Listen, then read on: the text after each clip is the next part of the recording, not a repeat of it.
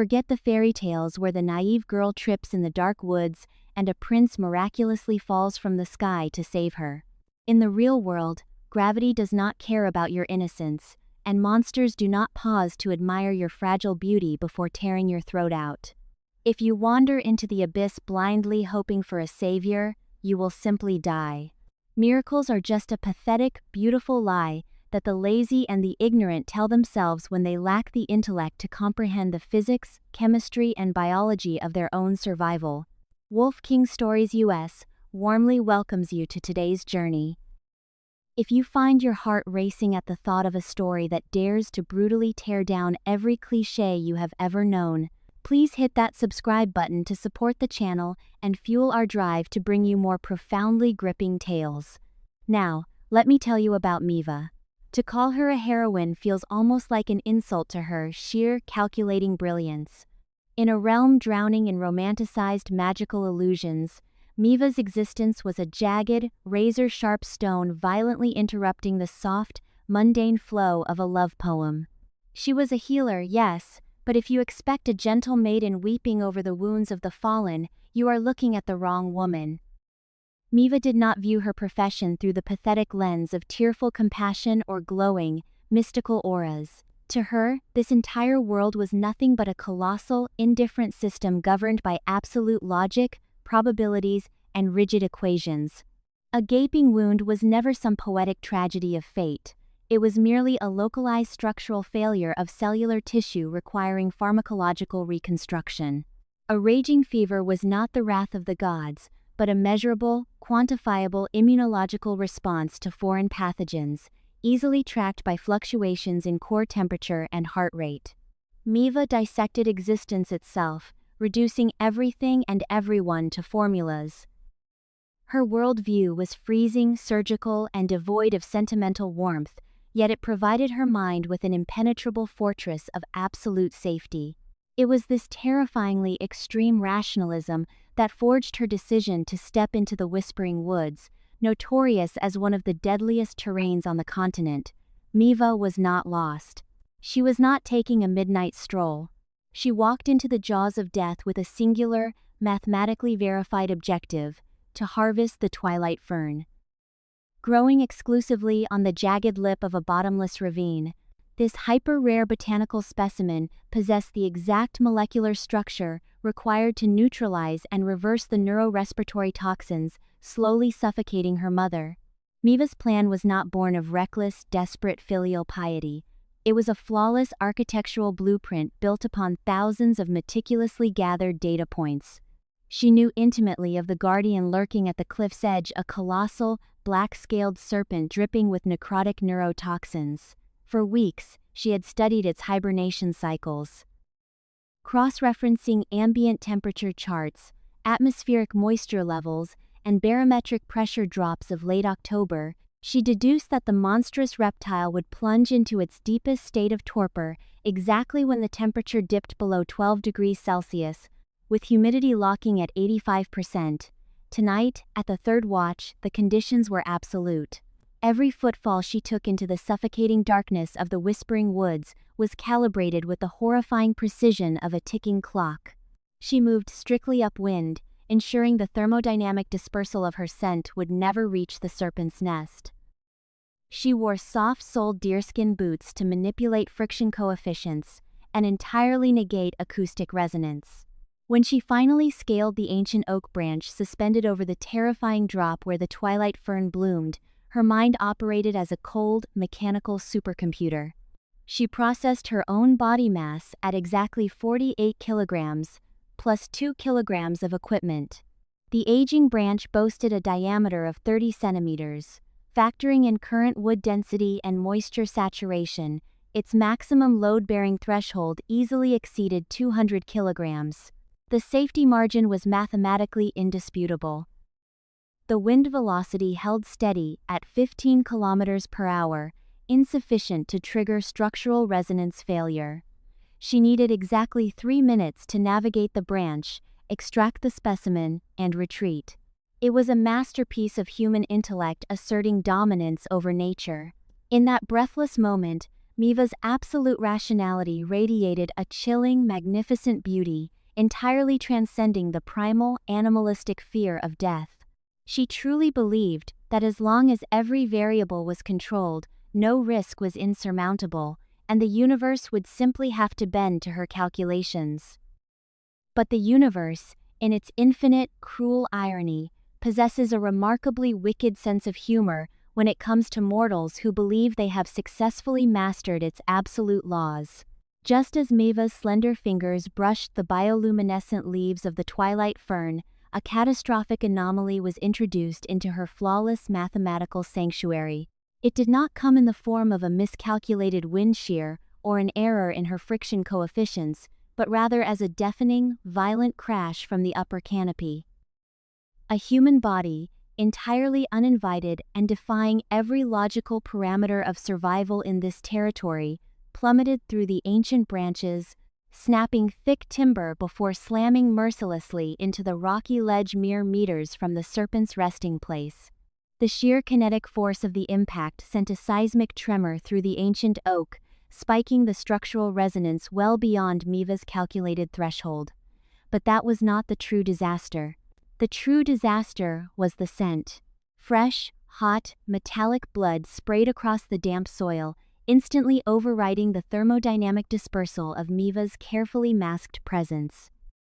I want you to picture the sheer, icy terror of that moment, not as a normal person would feel it, but as a rationalist witnessing her perfect equation burn to ashes.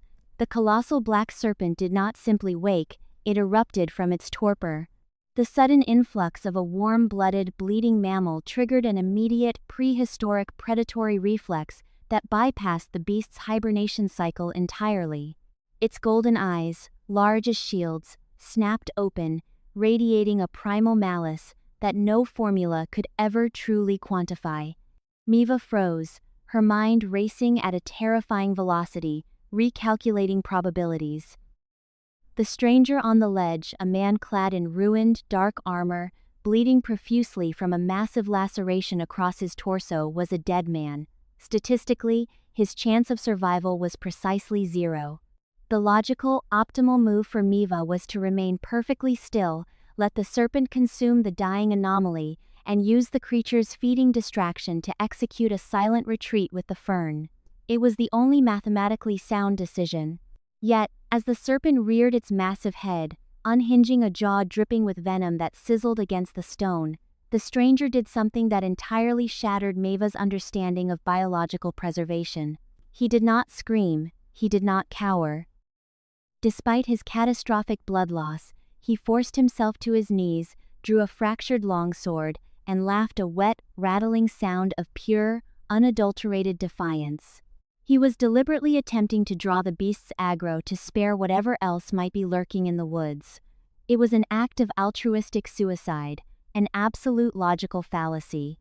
And in that microscopic fraction of a second, Meva's brain encountered a catastrophic processing error. Her equation could not compute voluntary, pointless self-sacrifice. It irritated her. It profoundly, intensely infuriated her. Operating on a sudden, inexplicable surge of adrenaline that bypassed her logical cortex, Meva abandoned her safe vantage point. She did not dive in to be a savior. She intervened because this idiot was ruining her environment. With surgical precision, she unclipped a concentrated localized flash powder vial from her belt, calculating the exact trajectory required to maximize optical nerve overload on the serpent. She threw it, the detonation blinding the beast in a spectacular halo of searing white light, and in the ensuing chaos, she grabbed the bleeding anomaly by his collar, dragging him into the suffocating darkness of a narrow limestone fissure just as the serpent's fangs decimated the ledge where he had knelt. Having violently extracted them from the jaws of certain death, Meva now found herself trapped in a suffocatingly tight cavern, burdened with a chaotic variable she had never programmed into her survival matrix. The atmosphere inside the limestone fissure was thick with the scent of damp earth, ozone, and the coppery tang of the stranger's blood. Meva wasted no time on pleasantries, nor did she offer any comforting words of reassurance. To her, The man lying on the cave floor was not a dashing rogue or a mysterious warrior of destiny. He was a rapidly deteriorating biological vessel, suffering from Class 3 hemorrhagic shock. As she stripped away his ruined armor to assess the trauma, her hands moved with the cold, mechanical efficiency of a watchmaker repairing a broken gear. The laceration was deep, severing several minor arteries, though miraculously sparing the vital organs. She immediately applied a hypercoagulating botanical paste, pressing down with calculated, agonizing force to staunch the arterial spurt. The man hissed in pain, his eyes a striking, storm-gray hue flickering open to study her. I find it utterly fascinating how two people can occupy the exact same space, yet exist in entirely different universes. His name was Lorian, and he looked at Meva not as a medic, but as a guardian angel sent by the divine. "The gods must favor me," he whispered, his voice raspy, attempting a charming smirk that was completely ruined by his pale, clammy skin. "To fall into the abyss and land in the lap of a fierce spirit of the woods. It seems destiny has bound our paths tonight." Meva did not even blink, her expression remaining as rigid as carved marble. She tightened the linen bandage with enough force to make him gasp. "Destiny is a fabricated concept invented by the neurologically inadequate to explain statistical probabilities they cannot comprehend," she replied, her tone sharp enough to cut glass. "You survived because the kinetic energy of your fall was absorbed by the elastic deformation of the upper canopy branches, reducing your terminal velocity just enough to prevent the immediate liquefaction of your internal organs. Furthermore, I am not a spirit. I am the apex of rational calculation, and you are a highly inconvenient bleeding liability." This clash of paradigms was not a slow, romantic dance. It was a brutal, intellectual collision. Lorian operated on instinct, passion, and an infuriatingly optimistic belief in the unseen forces of the universe. He was a man who lived loudly, fought recklessly, and trusted his gut. Meva, conversely, was a walking, breathing supercomputer who viewed intuition as a dangerous cognitive bias. As the night dragged on and the distant, furious hissing of the blinded serpent echoed through the stone walls, they were forced into a tense, whispering dialogue. Lorian tried to weave tales of his grand mission, of oaths sworn and curses broken, painting the world in vibrant, chaotic strokes of heroism and tragedy. Meva dismantled every single one of his stories, aggressively translating his poetic metaphors into harsh socioeconomic factors, baseline psychological trauma, and sheer dumb luck. She refused to validate his romanticized view of the world. Yet, as she monitored his pulse, noting the bizarre, rapid regeneration of his cellular tissue that defied her standard pharmacological models, a creeping realization began to set in. Lorian's body was reacting to the world in a way her formulas could not neatly categorize. There was an unknown energy within him, a resilience that bypassed empirical logic. For the first time in her meticulously structured life, Meva was looking at a puzzle piece that refused to fit into her absolute mathematical framework. Yet, as the long, freezing hours of the night slowly bled into a pale, bruised dawn, the ironclad walls of Meva's rational fortress began to show their very first, microscopic hairline fractures. The extraction from the Whispering Woods was an agonizingly slow, calculated procedure, made exponentially more difficult by the fact that Meva was now supporting a man who possessed twice her body mass. She had mapped out a secondary egress route, utilizing the natural typography to mask their thermal signatures from the recovering serpent. Every step was measured, every breath synchronized with the ambient wind noise. But nature is inherently chaotic, and logic can only predict so much. As they navigated a treacherous, moss-slicked gorge, the true test of their forced alliance presented itself. They were ambushed not by the serpent, but by a pack of Razorhound's vicious, emaciated scavengers, drawn by the lingering scent of Lorian's blood. There were 6 of them, their mutated anatomy designed for rapid, pack-based slaughter. Meva's brain instantly generated the survival probability matrix. With Lorian injured and her own offensive capabilities limited to chemical deterrence, their chance of mutual survival plummeted to a dismal 12%. The most logical action, the only action that ensured the safety of the Twilight Fern and her mother's cure, was to sever the liability. She needed to push Lorian toward the hounds as a biological distraction and run. It was the perfect, rational solution. But before her brain could even send the motor commands to her muscles, Lorian acted. Despite his severe injuries and the immense physical agony it must have cost him, he violently shoved Meva backward into the safety of a rocky alcove, placing his own battered body between her and the snarling pack. He had no sword, no armor, and no strength left. He was willingly stepping into a 100% mortality scenario to protect a woman who had spent the entire night belittling his intelligence. Meva watched from the shadows, her eyes wide, her internal monologue grinding to a chaotic halt. Why? The question screamed in her mind. There was no evolutionary advantage to his action. There was no transactional benefit. He was sacrificing his only existence for a stranger. It was the absolute antithesis of logic. As the first hound lunged, Meva's body moved before her mind could fully process the decision. She did not calculate the trajectory. She did not measure the friction. Operating on a raw, terrifying burst of pure, unadulterated emotion, she lunged out of the alcove. She smashed a volatile vial of phosphor acid directly into the face of the lead hound, the highly exothermic reaction sending the pack into a panicked frenzy. She grabbed Lorian, her small frame hauling him upward with a desperate, frantic strength that defied all her previous biomechanical assessments, dragging him over a steep ledge and out of the gorge. When they finally collapsed on the safety of the high ridge, Meva's chest was heaving. She pressed 2 fingers to her own carotid artery. Her heart rate was at 160 beats per minute. Her standard diagnostic protocol attempted to categorize it: acute sympathetic nervous system arousal, a flood of cortisol and epinephrine triggered by a near-death stimulus. But as she looked down at Lorian, who was bleeding and grinning weakly up at her, she felt a profound, painful tightening in her chest that no medical textbook could explain. It was not adrenaline. It was terror, the profound, paralyzing terror of realizing she actually cared if this illogical, infuriating man lived or died. Her formulas had failed her. She was feeling something entirely unquantifiable. It is a terrifying but ultimately magnificent moment when a mind built entirely upon rigid axioms finally surrenders to the beautiful, unpredictable chaos of the unknown.